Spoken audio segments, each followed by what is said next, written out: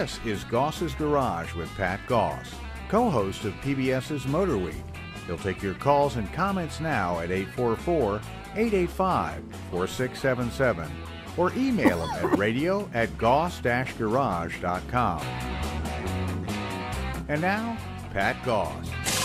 Hi, everybody, and welcome to another edition of Goss's Garage. I'm Pat Goss. If you'd like to talk about cars, I don't care what it is, actually anything with an engine in it, because engines all pretty much work the same. The number's 844-885-4677. Love to talk to you. Get your take on things and see what kind of issues you're having and so on. All right, 844-885-4677. And here, folks, is a fact that may shock you. If you buy a new car, it may not come with a spare tire. Now, we've reached a point in time where we must ask tons of questions about everything we buy. Who would have ever thought we would have to ask if one of the most basic parts of a car comes with the car anymore? I don't think most of us ever did, and most still don't. But it's true. Many new cars don't come with spare tires, jacks, or lug wrenches to change tires with. How can this make sense? Well, there are several reasons why manufacturers are eliminating spare tires. First and foremost is to save weight, because saving weight saves fuel, and that's a huge part of designing a modern car. How much fuel? Well, you may be shocked to know that on a car that weighs 3,500 pounds and gets about 25 miles per gallon, it would take 300 to 400 pounds of weight reduction to raise fuel economy 1 lousy mile per gallon. But the average weight of a spare tire and accessories is probably only 50 pounds at most. So on any one individual car, removing the spare tire would likely save less than 1/10 of 1 mile per gallon, or fractions of a penny per mile. Now, before you start screaming foul, consider that the yearly number of new cars sold in the United States is now hovering around 7 million.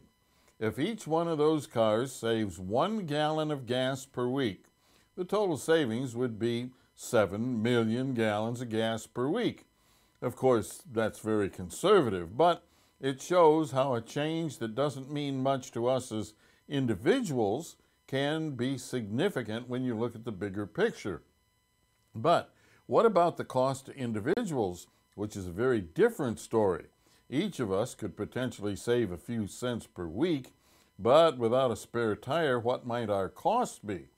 Best case is that you have a car with run-flat tires and there is no monetary penalty, because with or without a spare, the cost to fix a normal puncture doesn't change when you have run-flats.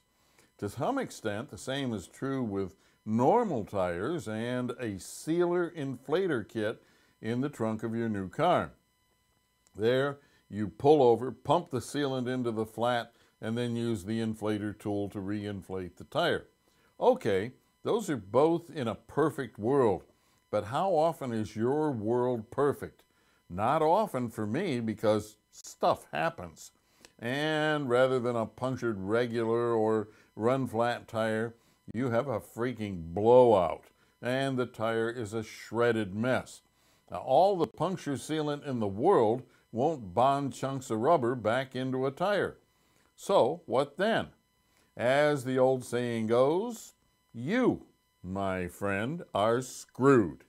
Even a bent rim or a repairable puncture that's too large for liquid sealant to seal means call a tow truck and have the car towed, which will cost more than you will likely save in several years from better gas mileage. So, you may want to buy a spare tire, jack, and lug wrench to protect yourself from needing to be towed. Ouch! Another big expense, which you probably can't recover in the life of the car by fuel savings alone. So, like I said, in the end, if your new car doesn't have a spare tire, you will probably be financially screwed. But in the bigger picture, you will have done your part for the greater good. Oh, hell no. You care more about the survival of your bank account than the greater good. Well, if that's you, then before you buy your next car, make sure it has a spare tire. You'll likely be very glad you did in the end. Well, that's it. Cars, all kinds of them, coming without spares. And yes, in a perfect world, the systems that they put into the trunk of the car, they have a little unit that sits in the trunk of the car, has a container of sealant, and it also has an air pump. It's all built into one little compact unit. And you pump that sealant into the tire, and hopefully the hole isn't big enough or the rim isn't bent or something like that. So you're looking at a situation where you put the sealant in, seals the tire, then you inflate the tire, and then you go on down the road. Well, the fact is that a lot of what we see as far as punctures and damaged damaged tires and so on really and truly can't be fixed with a liquid sealer. So there, what you're wound up doing is you wind up calling a tow truck, and today tow trucks charge quite a bit. They have to. Insurance, the cost of the equipment, and on and on and on. So you're staring down a big bill. Now, you know why they do this, like we talked in the tip.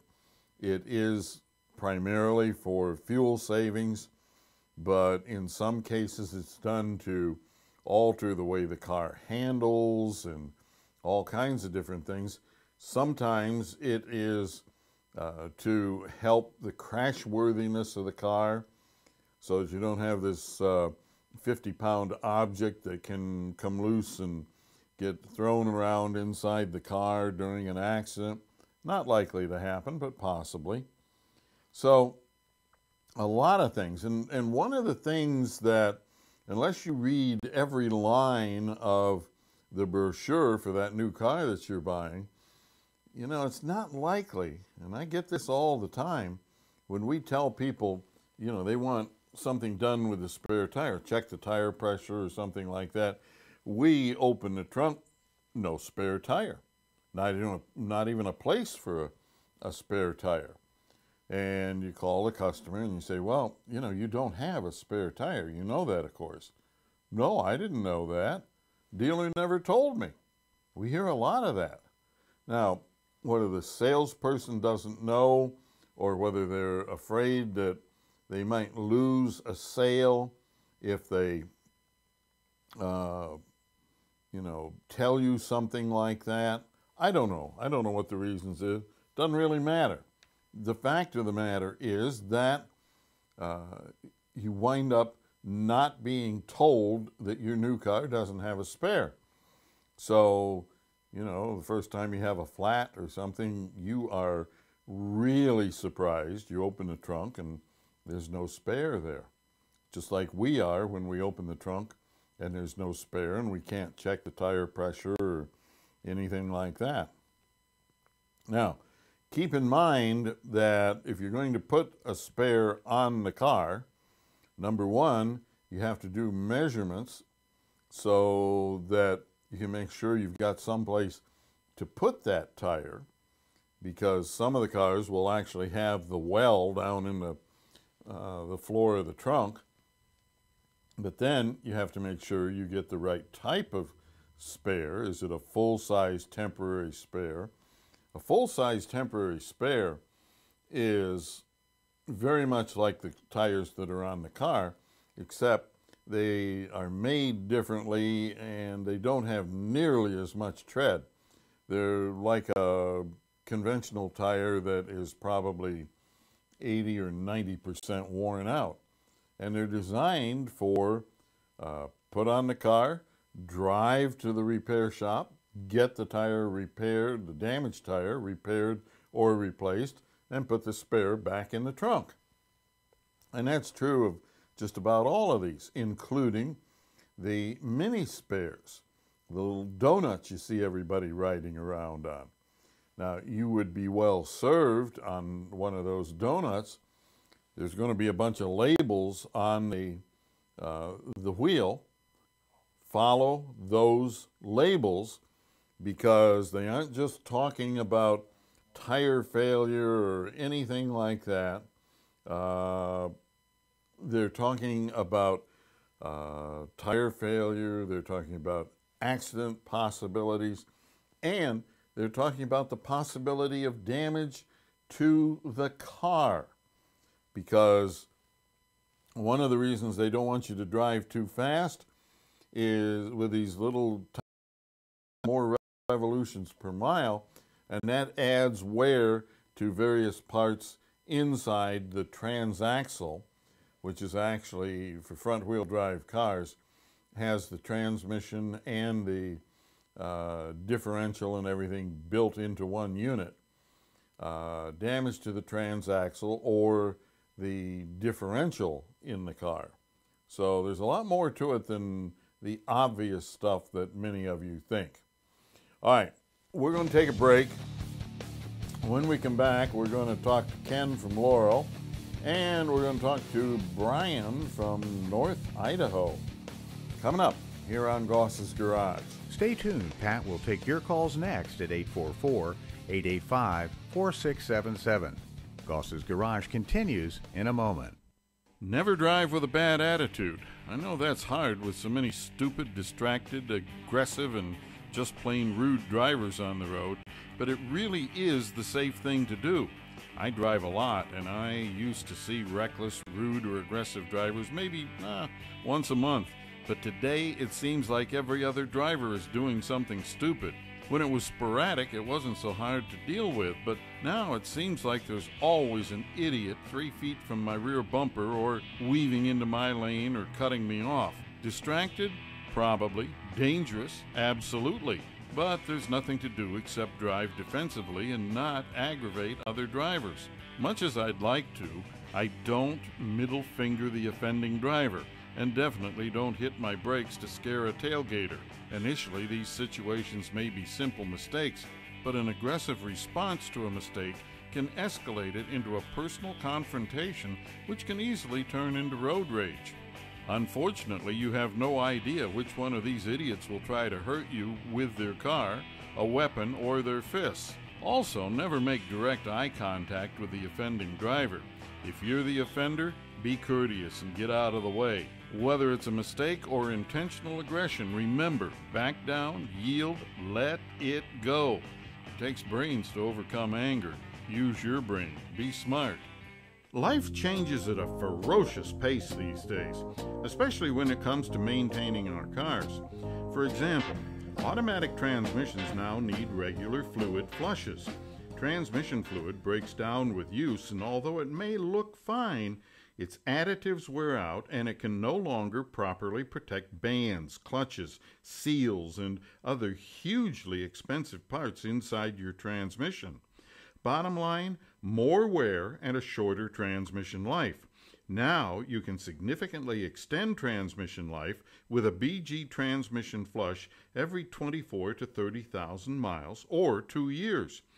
BG makes the best transmission flush machine I've ever tested. It renews all of the fluid in your transmission, not just a small part of it. The BG transmission flush machine is safe, too, because it uses the natural circulation of the transmission. Your transmission will work better and last longer. As with everything BG offers, this is a superior service. For more information, go to bgprod.com or bgfindashop.com. This is Goss's Garage with Pat Goss. Call the show now at 844-885-4677. For those of you enjoying Goss's Garage on tunein.com, Please note our new showtime every Saturday morning at 9 a.m. Eastern, and we do repeat that at 1. Can't call in at 1, Ken at 9. All right, Ken from Laurel, Maryland. Welcome to Goss's Garage. Right. Morning, Pat. The emissions on the older cars, do they increase the emission requirements from year to year on the older cars, or they pretty much stay the same, and the newer cars get tougher emissions requirements? Well, throughout the history of emissions inspections and so on, just about every year the emissions requirements were tightened. Right, but did they get actually tightened on the older cars, or Yes. they pretty much stay the same on the older? Since the introduction of emissions regulations and testing and so on, just about every year, old car, new car, whatever, they kept getting tighter and tighter and tighter. Right, because they only can make them so tight on the older cars because you only have so much to work with. Well, yeah, absolutely. But in other words, if you have say a 75 car, it's going to have a different emissions requirement than a 74, because in 75 they added catalytic converters. 74 they didn't have catalytic converters. Right. So there's a different number. Now that never changes. Right, right. But what I was getting at, if you had, let's say, an 85, each year that went by, they wouldn't increase the emission requirements on an 85 by itself, would they? Well, they never change. Once they're established, they never change. Right, that's what I'm getting at. Once they're established for a particular vehicle, they don't make it tougher than future years at the past. Oh, no, not at all. What the right, standard is the standard forever. Right, that's what I was getting at. Yeah, no. Okay. And that's the same with new cars, old cars, whatever. But each year they may increase the requirements, but that doesn't change. It's not retroactive. Right, that's what I was getting at. Yeah. Right. The other thing you were talking about, since you were on the subject of spare tires, as you know, I got an older vehicle, an 85. Mm-hmm. It's still got the original spare tire, that donut in there. Right. You think there's anything to worry about? If the tire looks good, you don't see any dry rot. Typically, because the spare is away from the sun, it doesn't get the damage like the tires on the car do. So we find spares that go for 20, 30 years. And they're just like new. Right. So you wouldn't recommend just replacing it blindly, even though it's that old? Well, yeah, that's a tough call. I guess if it was my car, just to be on the safe side, I would probably replace it. Right. Because even if you use it, you only use it for a short distance, and then you get the regular tire repaired. So, if you follow all the rules, it probably would be okay. Right, that's what I was thinking. I just wanted to get your take on it. Yeah. So. Okay. Okay, Pat, I think that's it for today. On to the next caller. Thank you, Ken. Appreciate it. All right, Brian from North Idaho with check engine light. What's going on, Brian? Yeah, hey, thanks for taking my call again. Yeah, I got a 1999, of course, Chevy Express van. It's got the 350 tuned port setup in it, automatic transmission, typical setup for that era of a car. Now, the thing had 86,000 miles on it when I bought it, so it wasn't extremely high mileage, but it wasn't a youngster. And it always has had a check engine light problem. Now, about 2 years after I bought it, at about 90,000, is the first time I had it checked. And they kind of said, well, we checked it. It's probably your fuel cap, replace your fuel cap. That was like $15 for that. And, of course, that didn't fix it. it's never left me stranded, the van, and it hasn't caused me any problems. So when it would come on, I just kind of ignore it. And the next time I have it in that shop, and I always use the same shop, I say, well, can you check that again? And the end result is the thing still comes on, and I'm get a little frustrated with the shop because I don't know why they buy those expensive scan tools if it doesn't tell them what's wrong and tell me how to fix it. Now, it only happens once they reset it. It doesn't come on again until heavy throttle, like going up a steep grade or something like that, if that helps you at all. But I know it's not it's an old car. It may be not cost effective if it's not creating issues. What are your thoughts based on that information? Well, if I'm kind of thinking about looking for a new shop for one thing. Well, if the light comes on and stays on, then it's going to set a code. And the code, of course, it's not going to tell them much of anything, except it's going to tell them what test to perform. Because each code has a matching number test designed to cover each and everything that could cause that light to come on. And unless you run that, all you're doing is guessing. Well, it's an evap code, so let's put a gas cap on it. Well, it's an evap code, so let's put a purge solenoid on it. Common problem, and so on. So we see these cars coming into the shop sometimes that have had $2,000 and $3,000 worth of guesswork, and not a single person has ever run the diagnostic routine.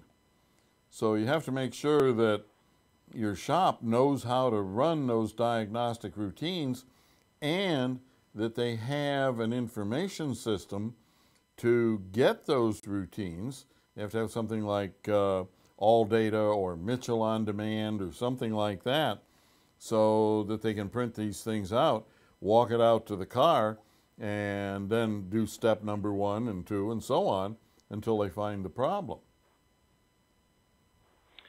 So maybe I just need to be a little more vigilant with them then and ask more and better questions of them, because it seems like I've had them check that like 3 times, and it's been over a period of 5 to 6 years, and so I can't remember the actual result of each time and what they told me and what I asked. But I like the shop, but they're just a family-owned shop. They're not a dealership or anything. Right. But I like their service. Other than this one issue, it just seems like if I say, hey, check that code, tell me how to fix it, they'll fix the darn thing. And that hasn't happened, so. Well, the other side of that is, has it been the same code each time? Yeah, and that's something I'd have to go through the paperwork, I guess, and see what they wrote down, if they did, and maybe just ask better questions of them next time. Yeah,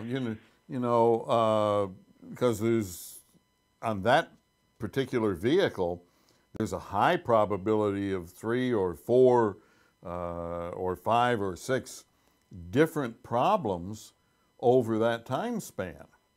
So, it could have, the gas cap could have fixed it, the evap code, and then maybe you have, a fuel mixture code or one of the sensor codes or something like that. Yeah. And because, on most vehicles there's, I would say 200 or more possible codes. Yeah, and I do remember the first time I replaced the gas. They reset the thing, and I put the gas cap on, and the next time it went under heavy throttle, that light came back on. So right. I don't think it was the gas cap that time. It could have been coincidental. Something else could have gone wrong. I'll agree with that. But I don't think that's not the case, likely. But in fairness to them, I have to bring that up. The other thing is, if they're telling you that they're resetting the code, they may be able to force a reset if they have a really modern diagnostic scanner or something, but otherwise what has to happen is if they're just disconnecting the battery or something like that to erase the code, that doesn't erase the code. Everybody thinks it does because the light goes out and the light doesn't come back on for a period of time. But what they have done when they do that is they have wiped clean the monitors in the computer. Now, monitors are sub-programs that look at individual functions inside the computer, and those monitors have to be reset. Now, that can take anywhere from a few minutes to sometimes a couple of months before you reach all of the requirements to reset those monitors. Because like one Ford reset procedure tells you that you have to accelerate at 3/4 throttle up to 60 miles an hour. You have to maintain 60 miles an hour, not 62 or 58 or anything like that, 60 miles an hour for 3 miles or some such thing. Then you have to release the throttle, let it coast down to, I think, 30 miles an hour or something, and then another acceleration and a whole bunch of stuff like that. And in average driving, you may not meet those requirements for, like I say, days, weeks, or months. So in that period of time, the check engine light cannot come back on. And, you know, some people think the problem is solved, and then later on, the light comes back on, got a code. Oh, gee, look at this. But there's been so much time between the repair and the time the light comes back on, most people don't think, well, I've got an incompetent shop or I've got a dishonest shop or something like that. Right, okay. All right. Well, I guess the answer to my question is maybe just a little better communication with the shop, I think, because I don't think I've done my part on that end. So we'll see what the future brings. Okay, good luck with it. Maybe a new van, but I doubt that. But thanks, Pat. Okay, take care. Ah, yes, codes, get the check engine light off and so on. So many people trying to do it. So few know what they're doing. It is scary, folks. I mean, seriously scary. All right, let's take a break. We'll be right back on Goss's Garage. Operators are standing by to take your call for Pat at 844-885-4677. Goss's Garage continues in a moment. I get lots of air filter questions, and one of the most common deals with why air filters need to be replaced so often. Well, actually, they usually don't, yet many drivers wind up buying a new air filter at every oil change, which is utterly ridiculous. Drivers say techs tell them if they don't buy a new air filter, they'll waste a lot of gas. Maybe that statement comes from ignorance or maybe dishonesty, but either way, you lose. Decades ago, dirty air filters did waste gas, but today, not so much. Cars now use a sensor to measure the air coming through the air filter, and computers to mix exactly the right amount of gas to match that air. So even though a dirty air filter reduces airflow into the engine, it doesn't affect gas mileage because the computer is always precisely matching fuel to the incoming air. In other words, a dirty filter means less air, and less air means less gas, so there's never an imbalance between air and fuel. Certainly when a filter gets really, really dirty, it can cause performance problems, but even then it may not affect gas mileage. So how long do air filters last? Unless you drive in really dusty conditions, air filters usually last 30 to 60,000 miles. Overselling of air filters is an enormous problem, and the best way not to be taken is to learn how to check your own air filter and check it twice a year. I get lots of questions about BG products, many about specific products or services like, is BG44K really that good, or are BG transmission, cooling system, and power steering flushes actually necessary? But most popular of all, do I use BG products in my cars? Well, the answer to all of those questions is yes. A regular schedule of BG flushes and chemicals will deliver the longest possible life from all the lubricated and fuel delivery parts on your vehicles. And do I use BG products? You bet I do. I drive nice cars, and I drive a lot. Plus, my live radio and TV shows mean that my cars have to be absolutely reliable. A no start from dirty fuel injectors or a failed transmission just isn't acceptable in my life. Remember, deposits and dirty fluids ruin expensive parts. For reliability like I demand, visit one of the quality shops that sell BG products and perform BG services. To find a BG professional near you, bgfindashop.com. Now, back to Goss's Garage with your host, Pat Goss. Folks, this portion of Goss's Garage is brought to you by BG Products. Yes, I use them in my cars. Yes, I sell them in my shops. Love them. All right. I have an email here from Frankie. First and foremost, I've been following your vehicle maintenance advice for 17 years. I've never had a vehicle fail. 4 in total. Additionally, based on mileage, we have 2 pickup trucks that are well on their way back from the moon at this time. Thank you. Question: what are your in-depth thoughts on the drop-in OEM cold air intake air filters available today, such as K&N, etc.? I have had 1.2 to 2.0% fluctuation in gas mileage. Not much, I will agree, but does the engine breathe better with this type of air filter?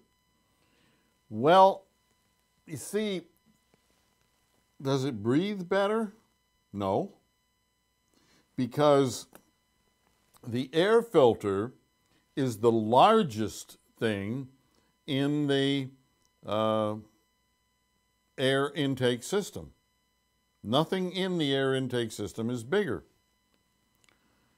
So what does control the amount of air going into an engine? Well, it's not the biggest piece, it's the smallest piece. So if you were to look at a water analogy and you took a garden hose and you put, instead of a nozzle on the end of it, you put a funnel. But the funnel is going to be in reverse. You're going to put the small end of the funnel into the garden hose. The big end that you would normally pour into, you're going to have that pointed out of the garden hose. All right, now, you turn on the garden hose with or without that funnel. The funnel is going to be your air filter. With or without that funnel, the maximum amount of air, or in this case water, that can flow through that hose is controlled by the smallest portion. Putting this big thing on the end of the system doesn't change anything. So it's things like the size of the throttle body, the size of the intake runners, the size of the intake valves. All of these things control how much air can go into the engine. See, an engine only takes in the amount of air needed, not the amount of air available. Now, granted, K&N and a couple of the others, really high quality stuff. And if you modify an engine so that it needs more air than it did stock, I would highly, highly recommend that you buy a K&N. But as far as just bolting on any kind of a high flow air filter, it isn't going to change the amount of air going into the engine. Now, but they say, well, okay, it's low restriction. That doesn't mean anything, because again, the engine will only take in the amount of air necessary, not the amount of air made available. All right? So if we look at the air filter, the stock air filter, and I don't know what kind of vehicle this is, but let's say it's a Chevrolet pickup truck. And it's going to be speed limited to 96 miles an hour in most cases. So that means that you automatically have enough air available to supply that engine up to 96 miles an hour. So at anything below that max, you have more than enough air already. The engine can't take it in because what it takes in is only what it needs. Now, if you want to prove my point or try to disprove my point, take the air filter element out of the vehicle. Now, what you have essentially done at that point is you have opened up the intake system on that vehicle with no air filter in it. You've opened it up to all the air on planet Earth.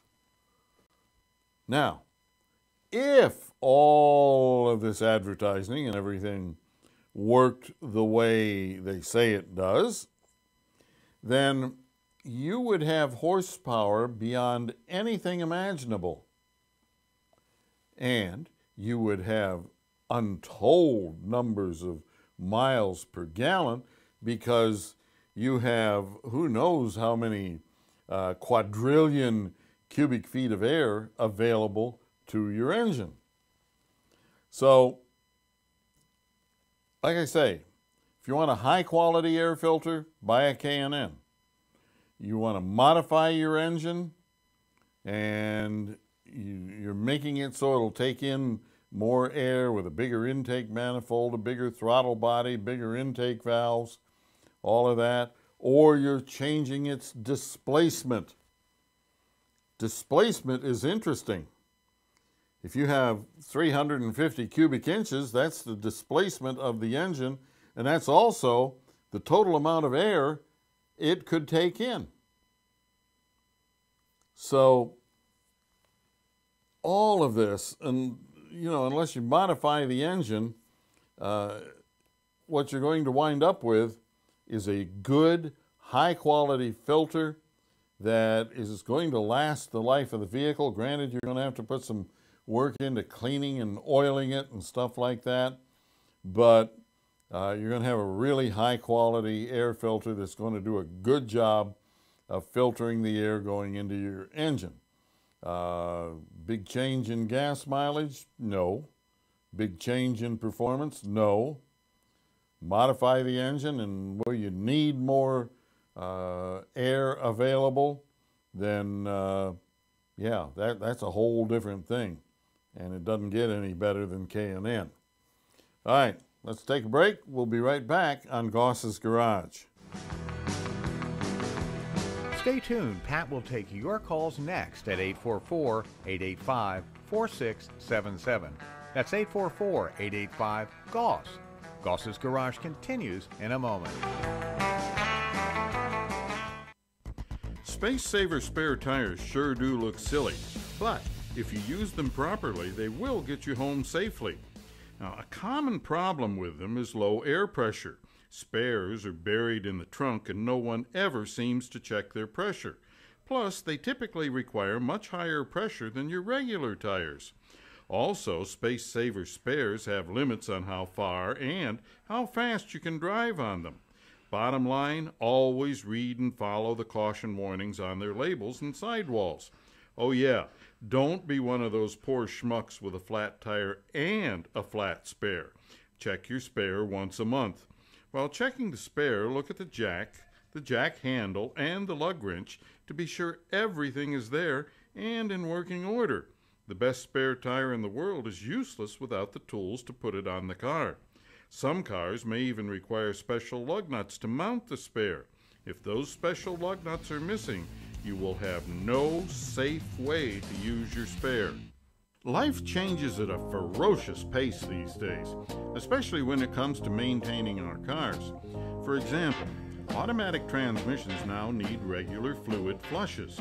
Transmission fluid breaks down with use, and although it may look fine, its additives wear out and it can no longer properly protect bands, clutches, seals, and other hugely expensive parts inside your transmission. Bottom line, more wear and a shorter transmission life.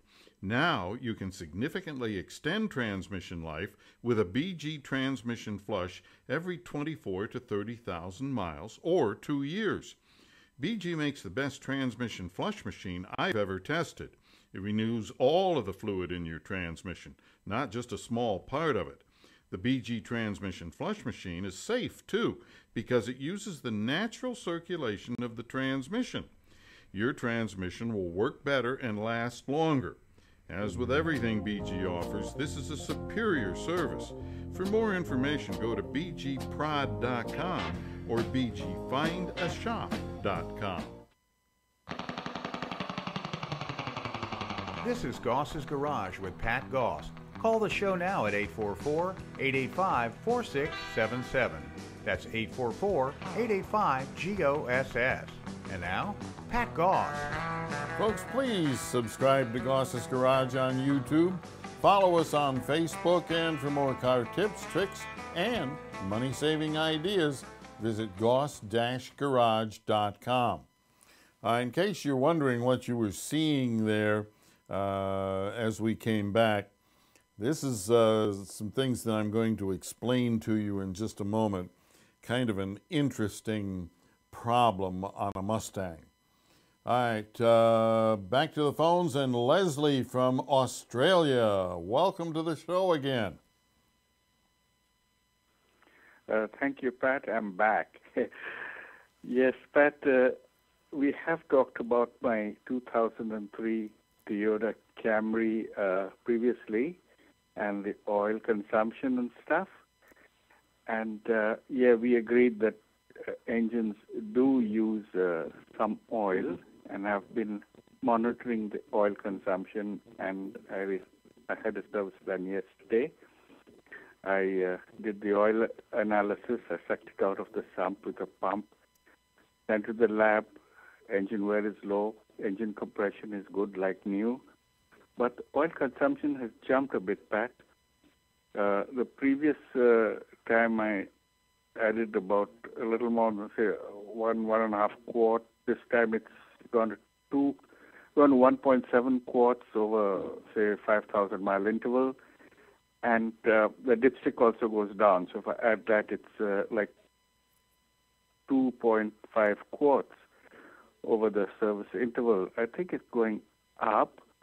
Engine compression is good, and this time I used Mobil 5W30 because they said that Mobil Synthetics use a valve seal conditioner in their formulation, and I was thinking that it'll help the valve stem oil seals. So now I'm wondering if the piston second ring is or the oil ring is not doing its job. The oil was clean enough. The oil analysis showed only slight wear and clean oil. So if the second oil ring needs replacing, that means it's beyond economic repair, and I might have to trade in the car, or shall I accept this? It's getting higher. Maybe it's the ambient temperature in Australia is going into summer, and that's thinning the oil. Maybe I should go to a 040 instead of the 530. Okay. Going to the 040. That might slow it down. I don't know. But one thing is for sure, if the engine isn't designed for that, and that isn't an allowable oil for it, what it's going to do is it may slow down the oil consumption so that in 5,000 miles you don't have to put 2 quarts of oil in it, but it's going to add wear to all the different things like the connecting rod bearings and the main bearings on the crankshaft and the cam bearings and stuff like that.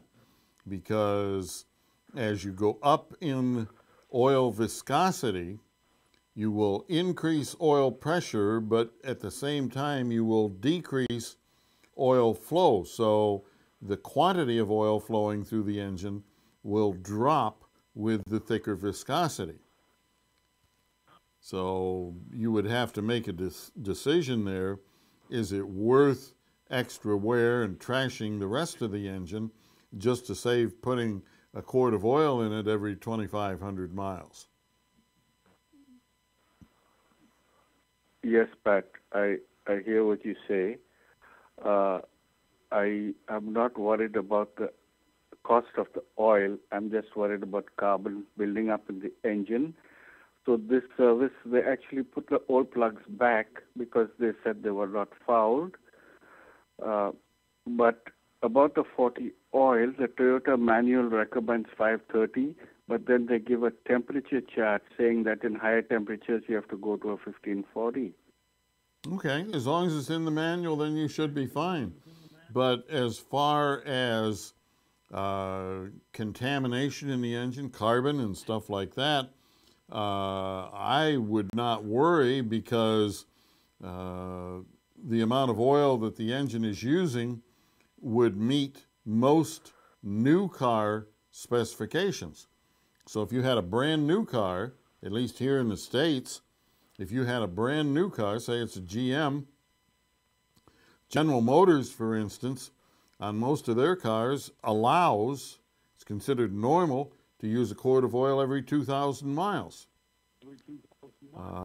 Some others, it's normal to use a quart of oil every 800 miles, and so on. So I don't know of any new car where the oil consumption that you're experiencing would fail. Yeah, okay, thank you, Pat. I'll just let you know that the car's a 2003 model with 150,000 Ks on the clock, which is coming up to 100,000 miles, maybe a bit over 90,000, 90 to 100,000. So, yeah, I guess I'll live with it. And since the manual says it's okay, I'll go to Mobile 1 0W40 to the hotter months. Right. And see how I go with that. Hey. Let me know how it works out. Okay? Thanks, but I did send you some emails. I hope you got them. I have sent you some emails in the past. I hope you got them. Yeah. Yeah, I've answered you a couple of times. Okay, thank you, Pat. All right, take care. Yes. The eternal question. You know, I have a lot of emails right now coming in from the Middle East and so on about oil viscosity and so on, and it seems that a lot of dealers in some of the hotter countries are telling people to go to these really thick oils and so on. And my first question is, just like it was here, does the owner's manual allow it? If the owner's manual allows it, fine, go with it. If the owner's manual doesn't allow it, well, then I'd leave it the heck alone. All right. Now, I said I was going to explain these parts that we have here on the console. And if we look at these things now, we'll see that we have a water pump, we have a pulley, we have a couple of hoses, we have a little plate here, and so on. Now, these parts fit 2011 through 2014 Mustangs with a 3.7 liter engine. Now, what happens on these cars, and it has been a real problem because it is almost impossible to diagnose, what is going on with them is there's an unexplained coolant loss.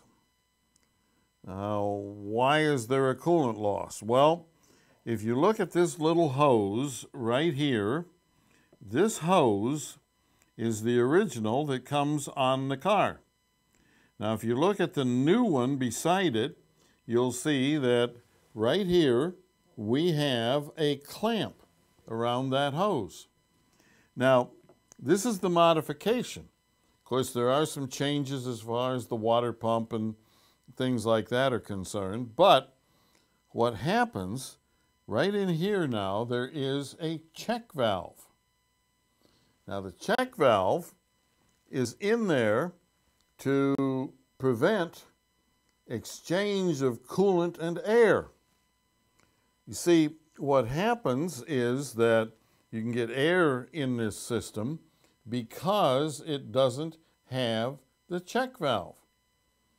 So, to correct this problem, you go to a Ford Technical Service Bulletin. It's TSB number 14-0212. TSB 14-0212. And that gives you the explanation for what you have to do, why you have to do it, and all of that stuff. So, technical service bulletins, when you got a difficult problem, make sure you always look for technical service bulletins. Because, like this one, if you put coolant dye in it and so on, nothing shows up.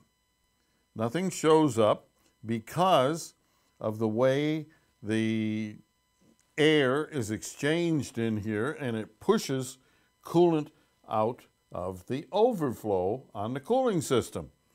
So there really isn't a leak. It's just displacing coolant by air getting into the system. And the check valve prevents the abnormal movement of the coolant. All right, we have Shepard from Ocala, Florida, 99 Ford Escort. Welcome to Goss's Garage. Hello, Pat. I have been watching you for years. I am an ex-tech myself. I retired due to several injuries. I worked on Asian imports mostly, and I built fire trucks. Whoa. I spent several months fixing up this old Escort for my son. I did a complete lower brake system overhaul, the timing belt and water pump and tensioner. I won't bore you with any more details. I got the car running sweet, really was well taken care of, 170,000 miles. Former owner changed the oil every 4,000 miles on the button. And now, after 8 months of driving it, my son got a no-start condition, so I schlepped all the way from Ocala to Palm Harbor, which is 110 miles away. I thought maybe it was something I did. I checked for jump time. I checked for a bad coil. I checked for... Then I found out that this thing had dropped a valve seat, and I had found out this is a common problem with these engines. I'm going to tow it back to Ocala with a friend of mine.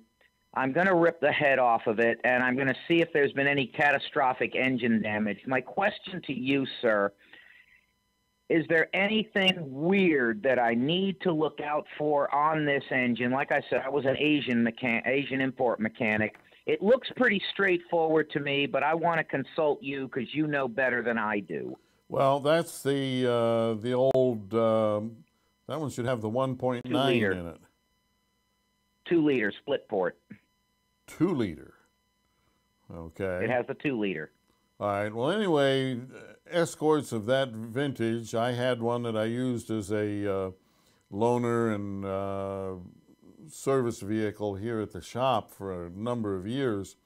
And it did the same thing.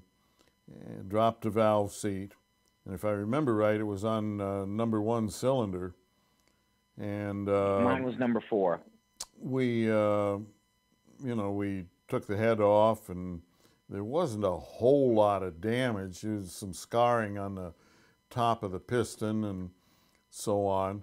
So we cleaned up the top of the piston. We ground it down so that we didn't have any sharp edges or anything. sent the head out, had the head overhauled with new valve seats and everything in it, and never had any more problems with it after that.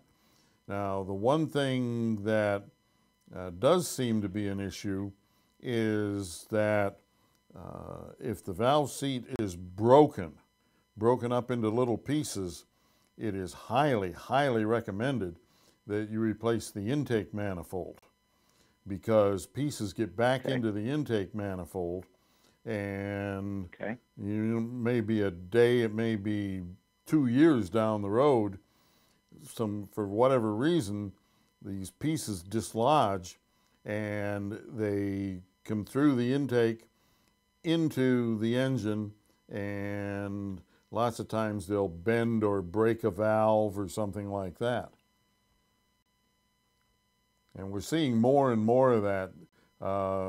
Just about every manufacturer now has a technical service bulletin warning about not replacing the intake manifold when you have metal objects, you know, from a broken piston or a broken valve seat or a valve or whatever, because this stuff gets back into the intake. Now you can, of course, tell. You know, what if I go ahead and steam? What if I steam clean and or pressure wash the intake manifold and make sure there's nothing in there? Well, if you can see and make sure and so on. The problem is that a lot of them have those silencing chambers built into them, and you can't see inside those things. But if you can see it, or if the valve seat is still intact, which lots of times it will be, because we've done any number of these as far as the that problem, and in some cases the valve seat will be there. It has just dropped down, and it's allowing a leak around it. Now on others, we've seen them just shattered into little pieces. Mm-hmm. Well, if the car was running fine, and then all of a sudden he had a no-start condition, I now sell auto parts and hand out repair advice. Half the time people don't listen, but I'm going to get a remanufactured head through my auto parts store. They'll take care of me on it. And sir, I do thank you for your advice. Thank you, and God bless you. Thank you very much. Appreciate it. Certainly good to have you listening and calling as well. You know, we're getting short on time for today's show. Mark the number down, 844-885-4677, because, you know, next week is coming up, and if you have some kind of a question about a car or about an engine, really would appreciate having you participate in the show. You can email me at patgoss@goss-garage.com. That's Pat Goss, G-O-S-S, at goss-garage.com. You can also email me at radio@goss-garage.com. And I enjoy talking to all of you. Thank you so much for listening. And, of course, thanks to Steve McMillan for producing today's show. For everyone here at Goss's Garage, I'm Pat Goss. Until next time, folks, please, everybody, drive gently. We'll see you next week.